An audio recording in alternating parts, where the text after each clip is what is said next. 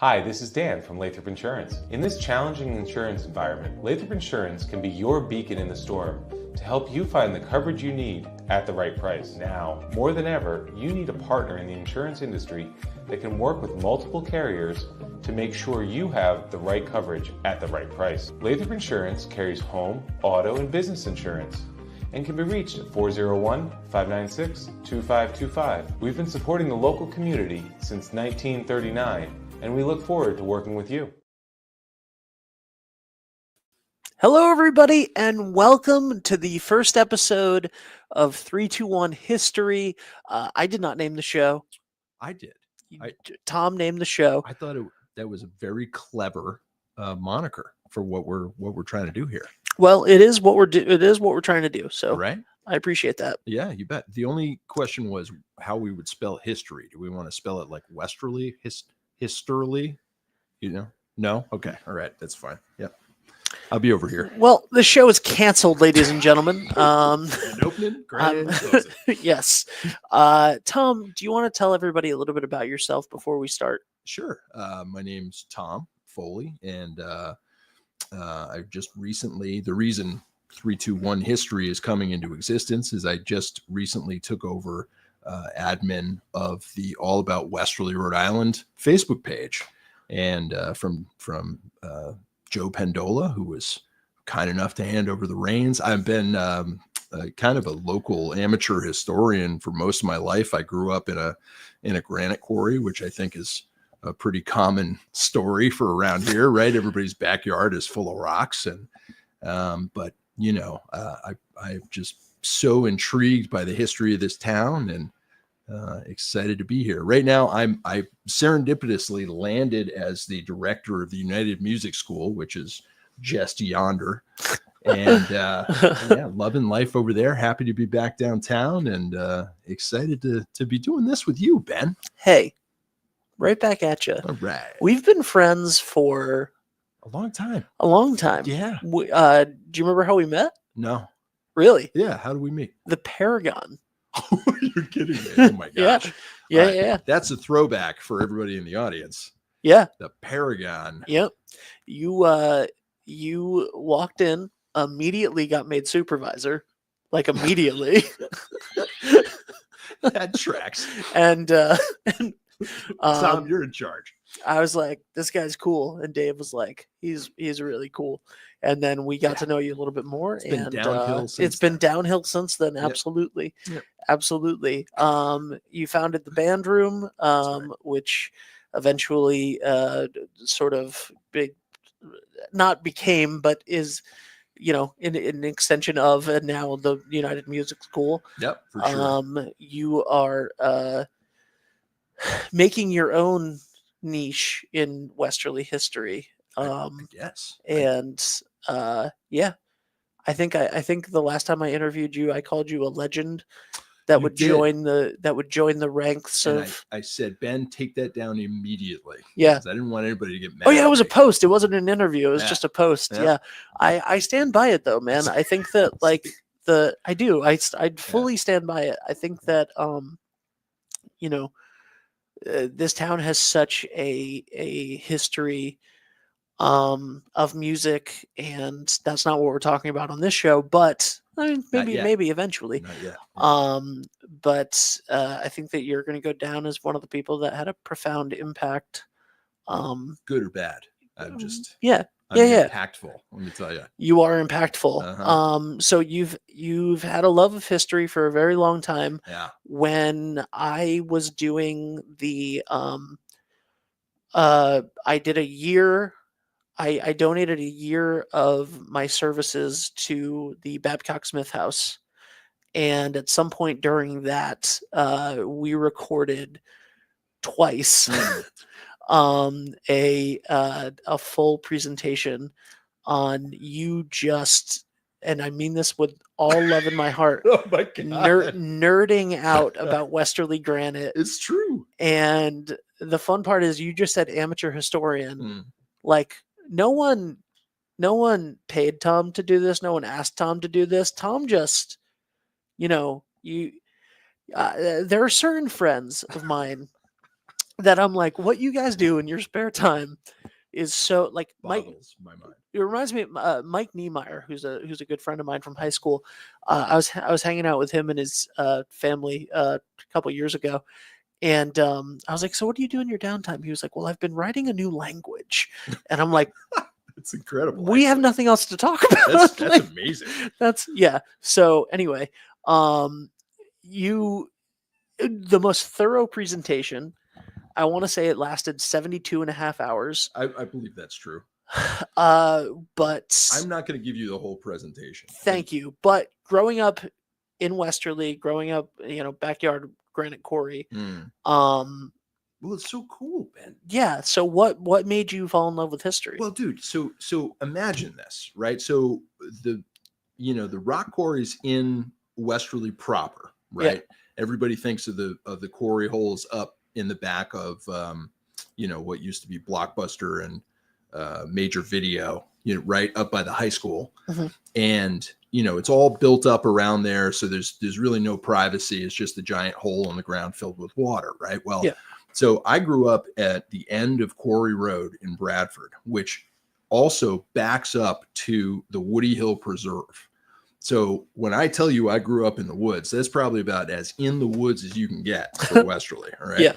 So my backyard was the Sullivan Granite Quarry, which shut down, I want to say, in the 70s. So by the time I was up and running through the woods, this place was all overgrown, and there were remnants of things all lying in the woods, right? So like you might be out on a hike and suddenly come across this multi-geared, rusted out piece of machinery that, so for an 8-year-old mind, right? That's like, what did this do? Well, I think it shut the gates of Moria, right? And and you're picturing these dwarves or whatever running through the woods, carving up granite, and it's just a really fun place to grow up. There are train tracks out there. These days I know what the tracks were for.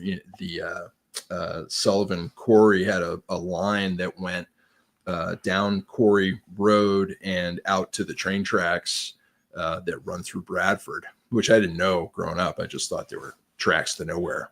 Yeah. But it was just a really cool place. And plus I'm an only child. So, I made Explains so much. I made up stories and, created, lore for all these things that were out in the woods around my house. So I love it. I'm not technically an only child, but my sister was 8 years older than me and passed away when I was little. So I, essentially like I identify more with only children than I do with people with siblings. got it. And yeah, I mean, I think that like you just said, I found train tracks that led to nowhere in my backyard, and I'm like, it's the coolest thing that anybody's ever said. Right? Like, that's so cool. It's so like, cool. My like short stories that I would write in elementary school were about things like that actually happened. Now they would become fantastical, and a spaceship would come down or something. But that's neither here nor there. So Well, also, when did you start? Like, yeah, go ahead. Can I tell you about this house? Yeah. Let's talk about this house. Okay. So Sue Bricado, who worked for the Westerly school system and is, very active with the Babcock Smith House, and I don't know about the Historical Society, but she should be. She grew up in this house. So I lived in Sue's house. Let's call it that. So this house, it seemed like these guys were really good at building warehouses, right, for the quarry and machinery and things like that. So when they built this house, I think they said, okay, well, let's build a warehouse and we'll just put bedrooms in it, kind of a thing. And that's how it looked. It's a giant flat roofed building. It was 3 bedrooms. I want to say like 3 full baths in the house. Downstairs had all the quarry offices. So there was like a receptionist desk. I kid you not, a whole like, a bay window where you could talk to another secretary.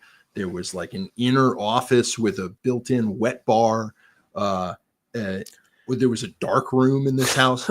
So, and then on the side, At some point, I guess John Sullivan decided, and Sue, we're going to have you on the show to explain this because I would love to talk to her. But at some point, he decided the best thing to do with his property was to board animals. So you're a rich person, you're going on vacation, you want to take your little puppy and have him housed somewhere. You're going to send him to Bedrock Kennels in beautiful Bradford, Rhode Island. Okay. So the other half of this basement was like all these cages, and think of a vet's office, you know, like with a pitched floor with a drain in the floor and all that stuff. The bathroom was pasted with all these airlines from all over the world, the people shipping their pets to go live at this place. Wow. If that wasn't enough, the property had 2 water towers, a 9-hole chip and putt golf course, a potting shed, a 3-car, this is a separate building, 3-car garage with a workshop, and another house on the property. I mean, it was enormous. And that's where I grew up. I don't know how I lucked out into that, but yeah. I don't know how you lucked into that either, but I mean, it's an origin story for you, for sure. For real. Yeah. Now you know why I'm so weird. Yes. I used to lock people in the cages in my basement. That's I shouldn't have said that. No, you shouldn't have. Puts the lotion on it. Never mind. Who are you texting? You're texting people. Listen, I'm texting about this show. I'm sharing out the show. I'm sharing out the show. Listen, here's the thing. Here's the thing about being a host and a producer. I have to share out the show. No, I have to share out the show to people. We should have a separate conversation on text. Hey, you're talking. And listen, texting. Your 5 o'clock shadow is looking particularly shadowy today. It really is, right? It looks like I slept in the car last night. Right? Like, is Tom okay? I mean, honestly, last time I saw you, I think you had a big beard. Oh, I did. I just shaved it like a couple days ago. This long ago is when I shaved it. Okay. As I immediately for me, that's 6 years. Really? Yeah. I haven't shaved since I was 24. That's amazing. So, was granite specifically like the thing that hooked you? Because you did the presentation on Westerly granite. Yeah. You are a rock enthusiast, as you've said. Yeah, I rock. Yeah, you do. Yeah. You do. Unfortunately, not with a guitar. That's true. But it's perfect. Gotta have goals. Yeah. So what is it, that specific aspect of history? Do you like all aspects of history? Oh yeah, local history. Well, that's just something I gravitated towards because my dad is a big Civil War enthusiast, and we used to take these annual road trips to go visit battlefields, and wherever we were going, we would always land in Gettysburg, Pennsylvania as stop number 1. All right. So, because it's convenient, it's like 6-7 hours away. Like, that's enough for one day. Let's head for Gettysburg and we'll figure out what we're going to do from there. So Gettysburg is battle July 1863. And the 25th anniversary of the battle in 1888 was the big memorialization of this battle. So all of a sudden, it seems like every unit that fought at Gettysburg, every northern unit, is putting up some kind of monument to their service and dedicating it, the summer of 1888. Smith granite, really, and Westerly granite at the time was in their golden era of memorialization and really in granite in general. So when you wind up in Gettysburg, if you look at the base of these monuments, a lot of them are Westerly granite. I don't want to say the wrong number, but we're talking a lot of Westerly granite is in Gettysburg, Pennsylvania. Yeah. This specific monument. So if anyone was wondering where it all went. Yeah, right. Yeah. Why we have these giant holes in the ground. Yeah. Well, I know where they are, where the rocks are. But, we were on a tour at Gettysburg one time, and we went out with a guide.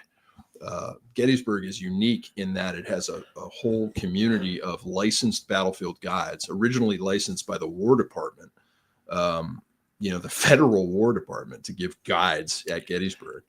and very knowledgeable people, obviously enthusiastic, and work for cheap too, which is insane.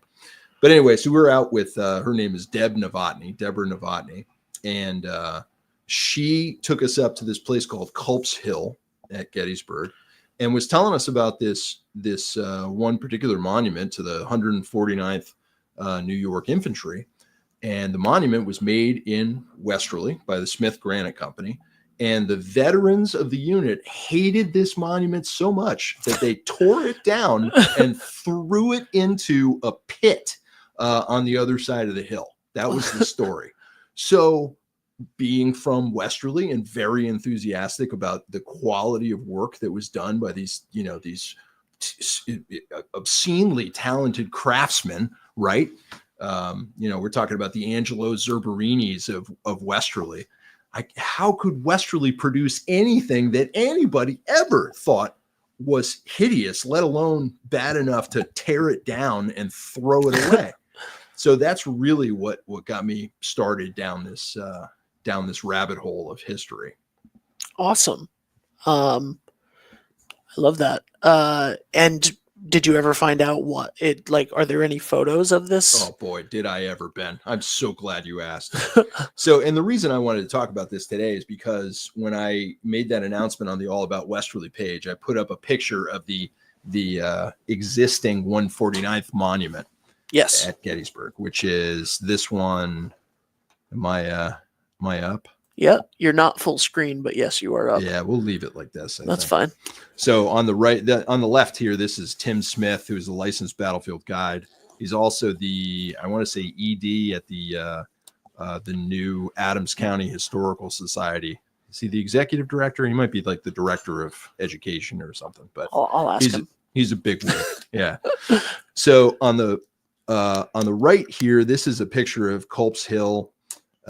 This monument right here that Tim's in front of is the new monument to the 149th New York Infantry.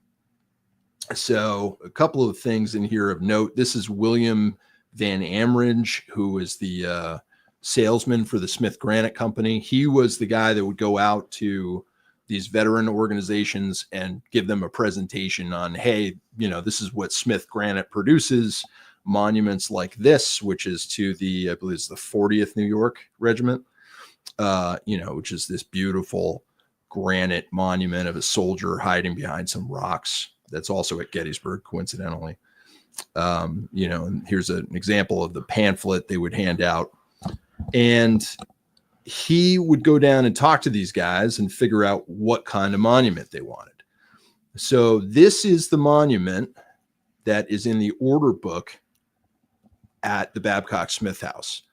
Linda Smith Chafee, who's a Smith descendant, has all the order books from the Smith Granite Company, which is incredible. Yeah. And it's a resource at the Babcock Smith House, and you can go and see who worked on what part of the monument and how much it cost. And I mean, it's just incredible. So this is what we're looking at. This monument that's, I think I said 9'9". We've got some brass stuff going on here. This is the star of the 6th Corps. The Corps insignia is up on top. Every New York monument at Gettysburg has this circular New York seal on it. We've also got a rucksack, a canteen, a cartridge box, that kind of thing. But when they went to dedicate this thing in 1888, the veterans took one look at this and said, that's not what we ordered. Get it off the hill. And the guy who really did a lot of complaining about this is Captain George Collins, who at the time is the leader of the 149th Veterans Organization. And he's the one that said, this thing is smaller than we asked for, and it's an abortion in the opinion of the regiment. So, I did a whole bunch of research on this. Yeah. And, I don't want to make this longer than it should be, Ben, but what he's saying is, in comparison to the two monuments on either side of it, this is a stubby little, it's not worth what we paid for. Yeah. The New York Monuments Commission allocated $1,500. I forget what that is in 1888 money, but it's a lot. It's like 50 grand. Yeah. You know, every regiment that wanted it got $1,500 to dedicate a monument. And for $1,500, the 122nd New York got this guy on the right, which is, you know, it's over 11 feet tall. And the 149th got this 8-foot tall thing here. What we think happened was that I got to find this picture. I don't know where it is. Take your time. I know, we got all day, right? Well, what we think happened is there was a missing piece here somewhere. So see how see how the new monument has a base stone, a thing in the middle. Yes. And then stones up top. We think they missed this stone. So now by I you know, who the heck knows how this happened? Either the 149th organization forgot to say, hey, we want a stone in the middle, or whether that didn't get copied down in the order book. Is it in the order book? I mean, if you go back to 37, or is there? Yeah, this is the same thing. So this is the monument they built. This is the monument that's in the order book.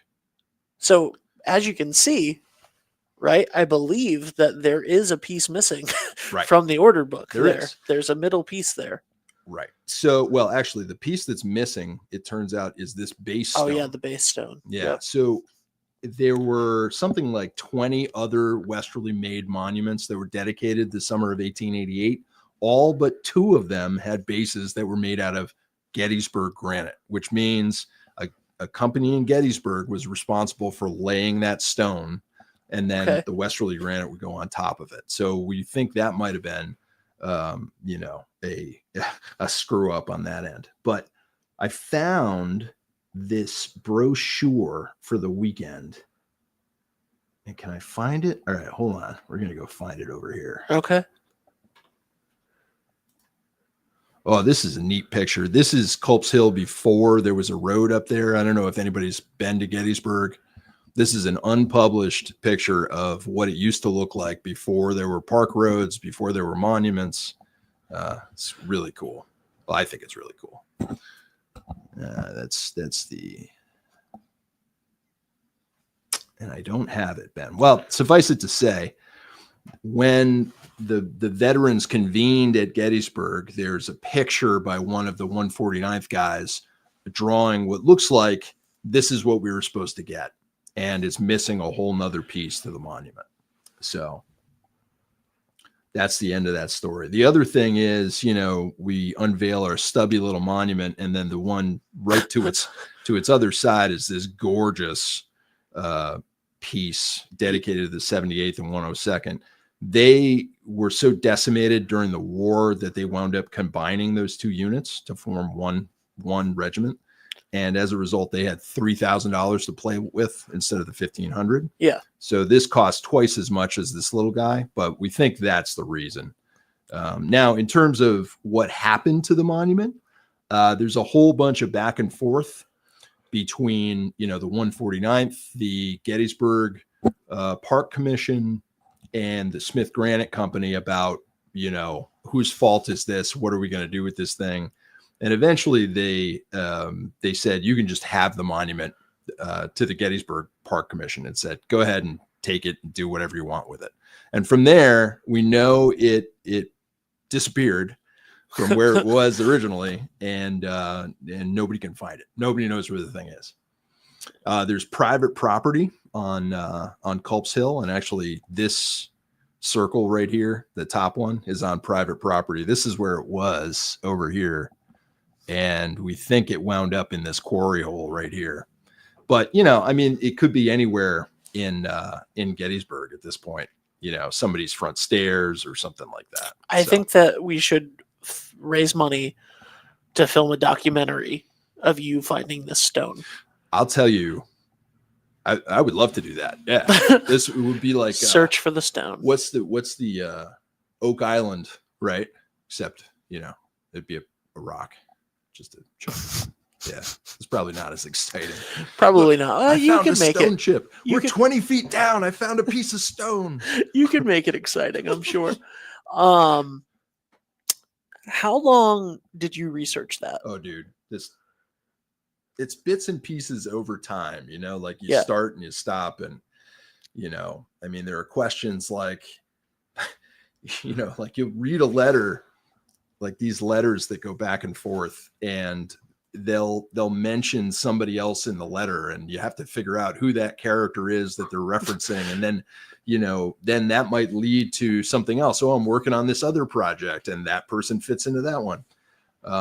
And actually, I made a lot of great connections tracking this stuff down. My good friend Jeff Harding, who's a Battlefield guide, called me out of the blue because he was working on the 78th 102nd New York, and contacted the Babcock Smith House about it, and they said, well, hey, you should talk to Tom because he's working on the monument that's right next to it, and you guys can share information. And we were immediately friends, Yeah. and started geeking out about monuments. So Jeff just came out with a book about this love story between a Union general who was a Catholic, and he was engaged to marry this Protestant girl, and his family knew nothing about it. And this guy's name is John Reynolds, who's the commander of the First Corps at Gettysburg. And he was killed on the first day of the battle. And his aide returned his personal effects to the family. And among them is this ring that says, to John from Kate. And the whole family says, well, who's Kate? We don't know a Kate. Who's Kate? And there's this whole search for his, for this love, this secret engagement that he had. And nobody knew who she was or where she was buried or what happened to her. And Jeff, from his sleuthing, figured out who she was and where she was buried, and just came out with this amazing book about it. So, wow. Yeah, if you're looking for a great story, that's one. Wow. That's incredible. Wow. So, okay. Does your wife share your love of history? No, she hates it. No, I'm just joking. No, she understands that if I'm a dog with a bone, so there's no way I'm giving up on something if I sink my teeth into it. Yeah. So this show, we're going to have members from the local historical societies, Babcock Smith House, tons of, if you like talking history, you can come on this show, essentially. And I spoke to some lovely people already from the announcement. What are your plans for, obviously you've taken over this Facebook page from Joe Pendola, and it's a beloved page in this area. So over 10,000 followers. It is. What are your plans for the All About Westerly page? So it's interesting. I've got a lot of research that I've done that I'm going to start uploading to the page. Not necessarily, this esoteric niche stuff, right? Like not too many people are going to be interested in 149th Monument. But I've got a bunch of research I've done on, pre-38 Atlantic Ave and Misquamicut, and other things like that. So, my intention is to keep building the collection that we have on that page and keep engaging with people that, reach out through All About Westerly and see where it goes. I love it. Yeah, I love it, and I'm so happy that you got the page. Yeah, me too. When she messaged and said anybody interested, I was somebody that put my name in, but I was gonna just turn it into a fan page for Subway. So that's. I was gonna make it all about sandwiches. Did you tell her that? Yeah. When you, that's probably why. Yeah. Yeah. I was like, I'm really enthusiastic about history, but also mainly And sandwiches. sandwiches. Yeah. So and who doesn't love sandwiches? Who doesn't love sandwiches? There's a very very popular TikTok account called Sandwiches of History. We could, Get out of here. Is that true? Oh yeah, for sure. Sandwiches of History? Sandwiches of History. something he you makes could he makes sink your a teeth into. Ben. he finds like old cookbooks and he makes a very weird sandwich from history. It's incredible. And then he tries to plus it up at the end. But anyway, that's not what we're We talking should about. have We're him not. on the show, We should. right? We should. I wasn't really going to do that, by the way. I was probably going to call Tom and go, "You want this?" So I think that's awesome. You were the perfect choice. And I'm really excited to see what happens with that. Yeah, me too. And I'm stoked to be doing this show. And Yeah, me too. I did not choose the name, by the way. Tom chose the name. It just made sense. I mean, are we that far along? Like the t-shirts haven't been printed yet, right? Yeah, that's true. We could change that. it anytime we want to. Right. Now, ironically, back in 2021, when Patrick and I were trying to come up with a name for our new combined company, and I picked 321, I specifically was like, well, it's a nice brand name because it can go with anything after it. So There you go. and one of the things that I made was a graphic that said 321 history. There you go. So not 321 sandwiches, by the way. no, however, Dave, during the pandemic when we were doing stuff, we lived together at the time, and I would be doing stuff, and he was always like, I'll make lunch. That'll be the thing that I do today, right? So he like not like the only thing that I do today, but Right. like I'll make lunch for everybody, like. And so he got really into making homemade pizzas, and he got really into making he makes an amazing sandwich, and he I'm gonna text Dave right now. yeah, he was like we should change the name of the company back then, DMB Media. He was like, we should change the name of the company to DMB Media Pizza and Sandwiches also. he was like, you do all of the producing stuff. You do all of the video. I'll you do do the all the sandwiches. podcast and the producing. I'll do the pizza and sandwiches. That's awesome. But he's like, just like one at a time though. Like, I don't want to be like a pizza place. Right. It's Yeah, like, yeah. Just like I'll make one pizza at a time. That's it. That's it. We'll do it by lottery. For the day. It'll be $500 for one pizza. Yeah. And whoever calls in first gets the pizza. That's a great business. We should Absolutely. start that, you know? Yeah. Well, I mean, there is right? I mean, downstairs. That's true. That's true. We are at Pizza Place Studios, by the way. Yeah. And yeah, I'd love to dive into the building. The Welch building? Yeah, the Welch building. Way cool. And other. This is the second office space that I've had in downtown Westerly in the last 15 years. Both of them on it's the Narragansett building. Yeah. Both of them on the National Historic Register, I believe. So very cool. What year was this building? 2011, I think. No, I'm kidding. Perfect. Yep. Yeah, I don't know. That was a historic year. Yes. 2011. Yeah. Yeah. Well, I don't know either. I don't know. Well, we're gonna find out, and we'll we're have a whole gonna episode about the Welch building. Yeah, I know that it has to be after 1913. I think because I grabbed a photo from All About Westerly of Dixon Square, and this building was not here. So, I know. What did Bruce send us? I think that was 1900, right? I think so. Yeah. We're gonna have to have him on. But anyway, yeah, this is, I mean, what a great spot to be talking about the history of the town and downtown specifically. I think I really want to dig into the late 1800s, 1880s, when, this was full of mill buildings and manufacturing companies, and the river was, was full of traffic and coming and going. And that, I mean, you don't really see the remnants of that anymore. Somebody was just talking about how, there's nothing on the riverside of Main Street. And it used to be like Main Street was the main street. Right. And it's because of all the factories. Yep. And we don't see that, now it's starting to come back, but there's an endless amount of things to talk about. And with every day that passes, yesterday becomes part of history. So there will always be new stuff to talk about. Ooh, well played. Sir. Hey, thank you. Anything you want to plug? Well, yeah, I would be remiss if I didn't say come see us at the United Theater and the United Music School. Also coming up on January 26th, we have a great event, shameless plug for the Youth on the Mic series at the Knickerbocker Blues Center, itself a historic building. Absolutely. So you want to show off your custom Yeti?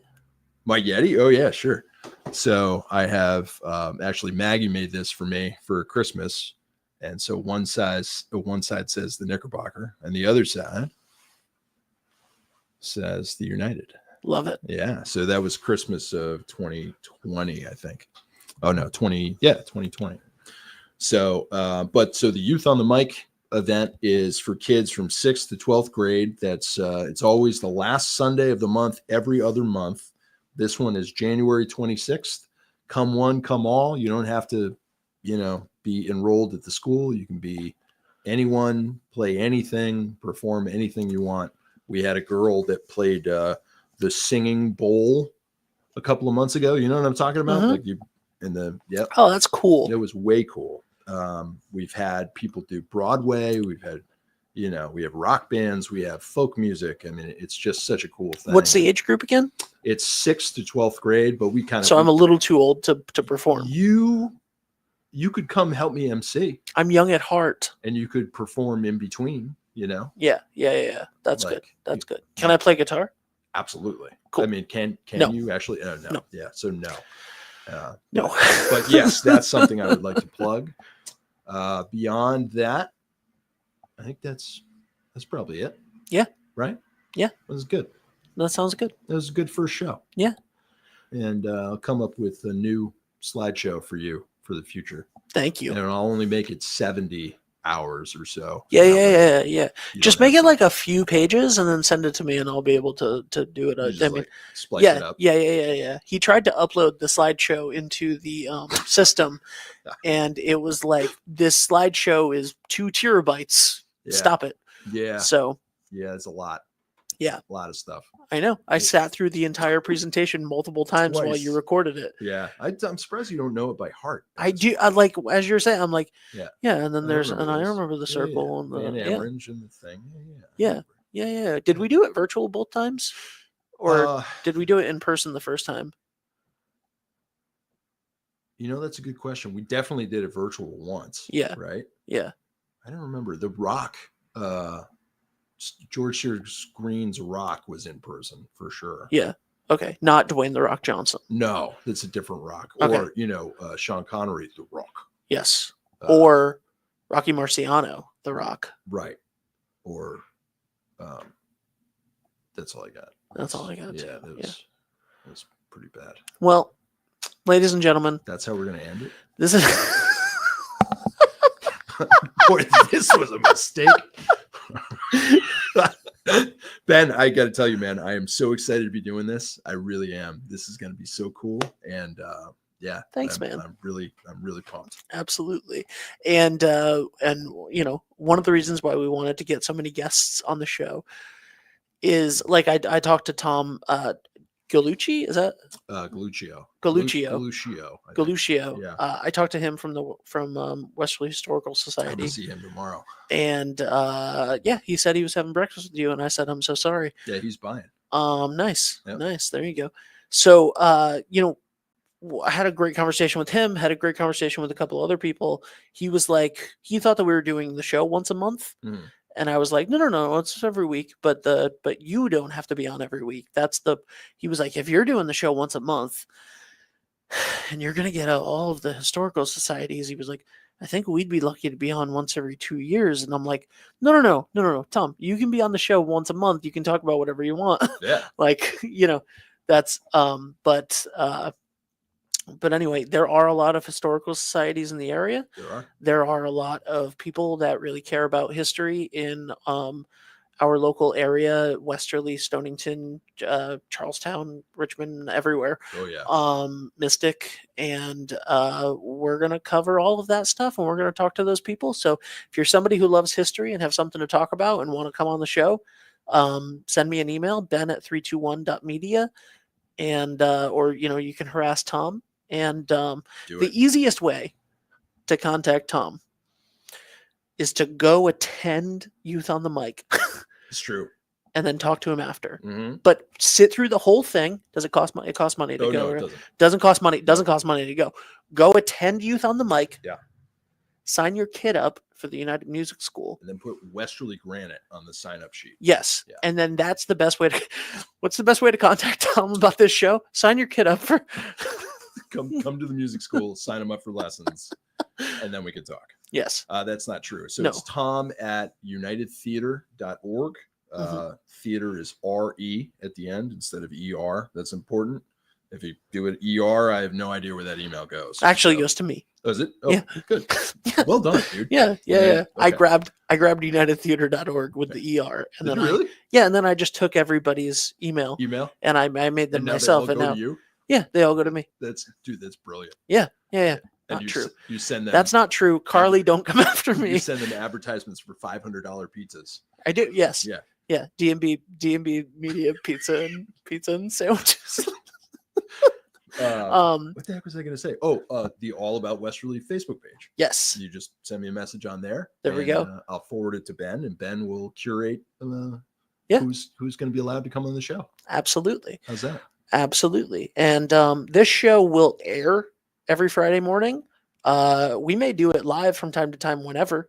Great. But if we're feeling it. If we're in yeah, the groove, yeah. You know? But like a replay of this show will air on Friday morning. Excellent. So enjoy. Fantastic. And if it is Friday morning, have a good weekend. And if it's not Friday morning, have a good Tuesday or whenever you're watching or listening to this. Tom, thank you so much. Thank you, Ben. We will see you guys in We history. got to do. Oh, that was good. Oh, were you just going to say we need to come up with a sign off? That's what I was going to say. We need like a 3, 2, 1 history. You know, like yeah, we'll need an Wild- opening. Wild Stallions or Yeah. Get some kids to write a theme song. a theme song Yeah. for history. Yeah. I like it. Write a theme song for history. Let's do it. Thanks, guys. Bye for now. Experience local excellence with Roof Right Roofing in Charlestown, Rhode Island. With over 40 years of unmatched expertise, Roof Right specializes in architectural shingles and holds the prestigious title of GAF Master Elite Installers. Known for their commitment to the community and support for local initiatives, Roof Right is your trusted partner for all of your home's roofing needs. Call today for a free estimate at 401-212-4140.